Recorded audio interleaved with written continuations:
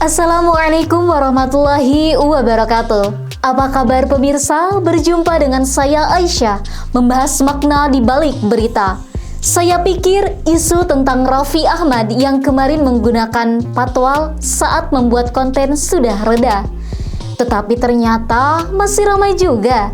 Saya melihat beberapa cuitan dari netizen yang tulisan dari Roy Suryo, seorang mantan menteri yang dikenal kritis. Ternyata Roy Suryo sepakat dengan sebagian netizen yang menganggap Raffi Ahmad harus dimiftahkan. Saya sendiri awalnya nggak paham apa yang dimaksud dengan dimiftahkan. Namun ini mengingatkan saya pada kasus Miftah yang dulu heboh karena mempermalukan pedagang es teh itu. Miftah akhirnya mengundurkan diri setelah ditegur Mayor Teddy.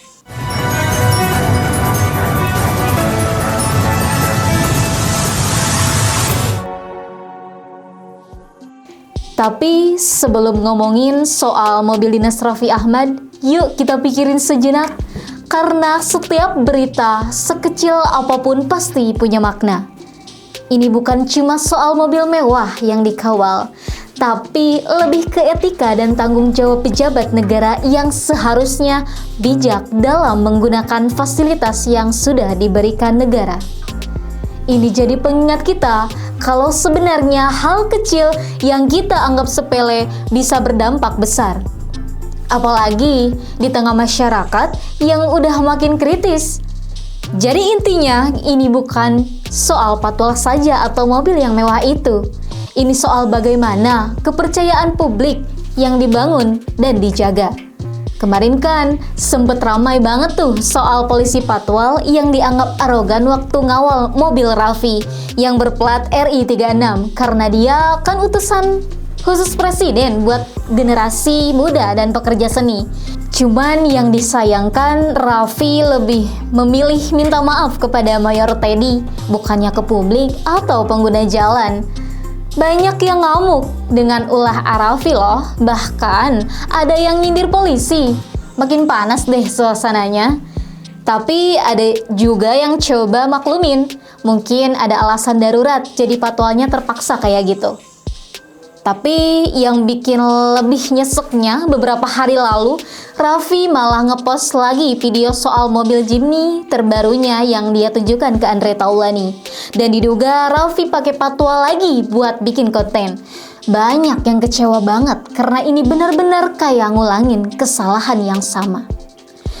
Roy Suryo juga langsung kasih pendapatnya. Bilang kalau Raffi nggak bijak banget pakai patwal buat kepentingan pribadi. Apalagi buat konten pribadi, soalnya dia kan punya beberapa mobil mewah termasuk Lexus RI36 yang harganya gak main-main. Roy bilang kalau Raffi sebagai pejabat negara, apalagi utusan khusus, gak pantas banget pakai fasilitas negara buat hal-hal yang gak penting. Karena itu udah merusak citra negara. Gak cuma Roy, mantan Menko Polhukam Mahfud MD juga punya pandangan yang mirip. Beliau bilang kalau mobil dinas, walaupun itu mobil pribadi yang dikasih plat dinas, tetap aja nggak boleh dipakai oleh siapapun selain pejabat yang berhak.